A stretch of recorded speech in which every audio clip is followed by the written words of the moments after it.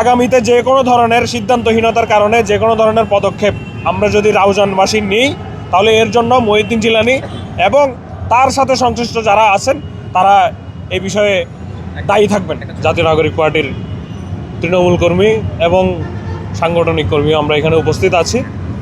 আমাদের আজকে এখানে উপস্থিত হওয়ার বিষয় হলো চট্টগ্রাম 6-এ এনসিপি কর্তৃক প্রকাশিত নমিনেশনে মহিউদ্দিন জিলানী নামক একজনের নাম আছে, যাকে নিয়ে আমরা 5 তারিখ পরবর্তী অনেক ধরনের অভিযোগ জানাচ্ছি।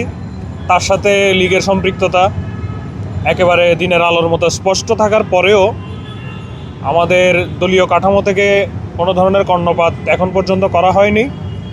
এমনকি মাঠ পর্যায়ে কোনো ধরনের কর্মকাণ্ড না থাকার পরেও শুধুমাত্র কিসের বল প্রয়োগে তিনি নমিনেশন পান, কোনো ধরনের আর্থিক কারণে তিনি নমিনেশন পাচ্ছেন কিনা এই বিষয়ে আমাদেরকে কেউ কোনো কিছু অবহিত করছে না।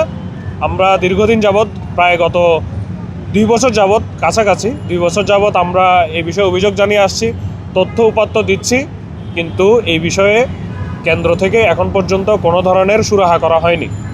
এবং কিছুদিন আগে প্রকাশিত নমিনেশনে মহিউদ্দিন জিলানী, তার সাথে আমাদের রাউজানের সাবেক যে এমপি ছিলেন ফজলে করিম এবং তার ছেলে ফারাজ করিমের সাথে খুবই ঘনিষ্ঠতা রয়েছে। আমরা কিছুদিন আগে একজন আওয়ামী লীগের কর্মী গ্রেপ্তার হলো, তার মোবাইলে বিভিন্ন ধরনের, আমরা হোয়াটসঅ্যাপ গ্রুপে বিভিন্ন ধরনের এভিডেন্স পাই এবং সেখানেও এই আওয়ামী লীগের দোসর মহিউদ্দিন জিলানীর সংশ্লিষ্টতা পাওয়া যায়। এত কিছু দেখার পরেও এই বিষয়ে আমাদের বৈষম্য বিরোধীর এবং এনসিপির অন্যতম কেন্দ্রীয় আরিফ মঈনুদ্দিন ভাইও একটা পোস্ট ইতিমধ্যে ফেসবুকে দিয়েছেন, আপনারা হয়তো অবগত আছেন এই ভিডিওর ব্যাপারে, যেখানে আরিফ মঈনুদ্দিন ভাইকে হত্যার হুমকি দেওয়া হচ্ছে, এই জাতীয় একটা পোস্ট এখানে দেওয়া আছে। এবং এইখানে কেন্দ্র থেকে এটা হচ্ছে মহিউদ্দিন জিলানী এবং ফজলে করিমের সাথে একটা ঘনিষ্ঠ ছবি। এখন একটা ছবি থাকতেই পারে, ছবিতে বলা হচ্ছে যে বিজয় আল্লাহর পক্ষ থেকে, আল্লাহ আপনার হেফাজতকারী, আপনি রাউজানের মানুষের যে কোনো সময়ের চেয়ে অধিক ভালোবাসায় সিক্ত প্রাণপুরুষ। একটা মানুষের কি পরিমাণ আওয়ামী লীগ ভক্তি থাকলে তিনি এই জাতীয় কথা লিখতে পারে। এই কথা যদি আমি নাও ধরি এবং উনি যদি নির্দোষ হয়ে থাকেন, উনি যদি কোনো ধরনের অপরাধ করে না থাকেন, কাউকে যদি কোনো ধরনের ক্ষতি করে না থাকেন, তাহলে আমরাও তাকে কোনো ধরনের ক্ষতি করার পক্ষে না।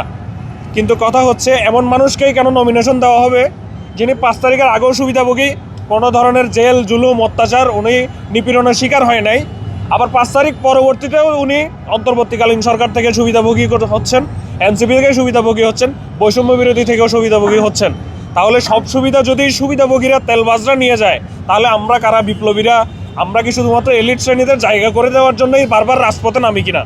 এই বিষয়ে আমাদের কেন্দ্র থেকে ক্লিয়ারেন্স দিতে হবে। আমরা কোনো সময় কোনো ধরনের সাংগঠনিক কথা যখন আমরা বলি, এখানে আমাদের কিছু ভুল হয়ে যায়, ভ্রান্তি হয়ে যায়, তখন কেন্দ্র থেকে একটা নোটিশ পাঠায় যে আপনার কারণ দর্শাইতে হবে যে এই কথা আপনি কেন বললেন, আমাদের দলীয় যে কাঠামো, দলীয় কাঠামো থেকে আপনি বিচ্যুত হয়ে এই কথাটা যে বললেন, এই কথাটা কেন বললেন, এরকম একটা নোটিশ প্রদান করা হয়। কিন্তু দল থেকে যখন আওয়ামী লীগ ঘেঁষা এবং সর্বদলীয় দোসর বলছে এই কারণে তার কোনো নির্দিষ্ট দলের চাটাচাটি করার অভ্যাস নাই, তার আসলে সর্বদলীয়, সে সর্বদল চাটা দোসর।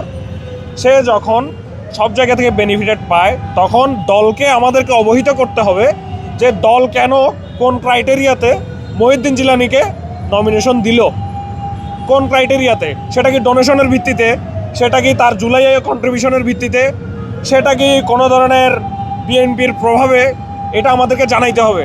আমরা যেহেতু কেন্দ্রের কাছে, আমরা কর্মী হিসেবে আমরা কেন্দ্রকে অবহিত করতে বাধ্য যে আমরা কোনো ভুলভ্রান্তি করলে এটা বলতে বাধ্য, তেমনি কেন্দ্রীয় আমাদের কর্মীকে অবহিত করতে বাধ্য যে একজন ক্যান্ডিডেটকে ঠিক কোন ক্রাইটেরিয়াতে তিনি নমিনেটেড করলেন, এটা আমাদেরকে জানাতে হবে। আর আমাদের বারবার এতগুলো অ্যালিগেশন দেওয়ার পরেও কেন আমাদের এই অ্যালিগেশনগুলো কর্ণপাত করা হচ্ছে না, এটা কেন্দ্র আমাদেরকে জানাতে হবে। আমরা হাসনাত আবদুল্লাহ যেই সময় পথসভায় রাউজানে উপস্থিত হয়েছিলেন, আমরা সেই সময়ে তাকে একদম সরাসরি অবহিত করেছি যে এইখানে রাউজানে যদি শান্তি সম্প্রীতি বজায় রাখা চাই, আপনারা যদি চান যে এখানে শান্তি সম্প্রীতি বজায় থাকুক, তাহলে মহিউদ্দিন জিলানী নামক এই কীট পতঙ্গকে এখান থেকে বাদ দিতে হবে। উনি আমাদেরকে আশ্বস্ত করেছিলেন যে মহিউদ্দিন জিলানী কমিটি থেকে বাদ যাবে, এনসিপির কোনো ধরনের কর্মকাণ্ডে তিনি থাকবেন না, কিন্তু উনি ওনার প্রতিশ্রুতি রাখতে পারেন নাই। আমরা এই বিষয়ে ধিক্কার জানাই যে উনি ওনার কথা কেন রাখতে পারলেন না, এটা আমাদেরকে জানাতে হবে। আর আরেকটা জিনিস হচ্ছে, আমরা এই মুহূর্তে আগামী 2 দিন অপেক্ষা করব তার প্রার্থিতা বাতিল নিয়ে। তার প্রার্থিতা বাতিল করবে, নয়তো আমরা রাউজানে এনসিপিকে অবাঞ্ছিত ঘোষণা করতে বাধ্য হব। চট্টগ্রাম 6-এ মহিউদ্দিন জিলানীকে অবিলম্বে তার প্রার্থিতা বাতিল করতে হবে, এটা হচ্ছে আমাদের এক দফা। এবং যদি তার প্রার্থিতা বাতিল না করা হয় তাহলে আমরা রাউজানে অবরোধ কর্মসূচি পালন করব। এবং কেন্দ্র আমাদের কাছে যে সমস্ত এভিডেন্সগুলো চাচ্ছে, এভিডেন্স যথেষ্ট আছে, এই এভিডেন্সগুলো আপনারা আমলে নিয়ে সেভাবে আপনাদের কাজ করতে হবে। আমরা কোনো এভিডেন্স বানাইতে পারবো না, এভিডেন্স অলরেডি আপনাদের দিনের আলোর মতো স্পষ্ট আছে, কিন্তু আপনারা সেগুলোতে কর্ণপাত না করে আপনারা শুধুমাত্র এমন এভিডেন্স খুঁজতেছেন যেটা আপনাদের মন মতো হবে। আমরা কোনো আপনাদের মন মতো এভিডেন্স দিতে পারবো না। আমরা এভিডেন্স সেটাই দিব যেটা আসলে ওই প্রার্থীর অপরাধ বলে বিবেচিত হয়। ওই প্রার্থীর দিনের আলোর মতো তার নিজের আইডিতে তার ছবি, সব ধরনের এলিগেশন এখানে আছে। আপনারা সেগুলোতে আমল করে যদি কোনো ধরনের অপ্রীতিকর পরিস্থিতি তৈরি করতে না চান তাহলে অবিলম্বে মহিউদ্দিন জিলানীর প্রার্থিতা বাতিল করতে হবে। এবং আমাদের 2জন ক্যান্ডিডেট আছেন রাউজান থেকে, এই 2জন ক্যান্ডিডেটের মধ্যে দল বিবেচনা করে যদি কাউকে গ্রহণযোগ্য মনে করে তবে আমরা চাইব তাকে প্রার্থিতা নিশ্চিত করা হোক। কিন্তু কোনো ধরনের লীগের দোসর এবং সর্বদলীয় দোসর যে সুবিধাভোগী দালাল, তাকে আমরা কোনো ধরনের কোনো কমিটি থেকে নমিনেশন দিতে দিব না। এবং সর্বশেষ কথা, উনি যদি অনুশোচনা হয়, উনি যে লীগের হয়ে কাজ করেছিলেন এই বিষয়ে যদি ওনার অনুশোচনা হয়, অনুতপ্ত হয়, তবে উনি আগামী 5 বছর আমাদের সাথে থেকে ওনার প্রমাণ দিতে হবে যে উনি অনুশোচনা প্রাপ্ত, উনি আসলেই জুলাইকে মনে প্রাণে ধারণ করে। এবং আমরা যারা এনসিপির কেন্দ্রীয় কোনো কর্মী আছি তাদের সাথে উনি এই বিষয়ে আমাদের নিশ্চিত করতে হবে, একান্ত নিশ্চিত করতে হবে। এই যে ওনার বিভিন্ন মোবাইলে ওনার সংশ্লিষ্টতা পাওয়া যায়, বিভিন্ন ধরনের গ্রুপে ওনার সংশ্লিষ্টতা পাওয়া যায়। পরিবর্তনের রাউজান নামে উনি একটা গ্রুপ খুলছেন, যেখানে গ্রুপ অ্যাডমিন উনি। আমরা যখন এটা বের করি তখন উনি বলে এটা স্কুল গ্রুপ কখনো পরিবর্তনের রাউজান নাম হইতে পারে না। এবং ওইখানে যে সমস্ত কথাবার্তা, এগুলো কোনো স্কুল গ্রুপের কথাবার্তা না।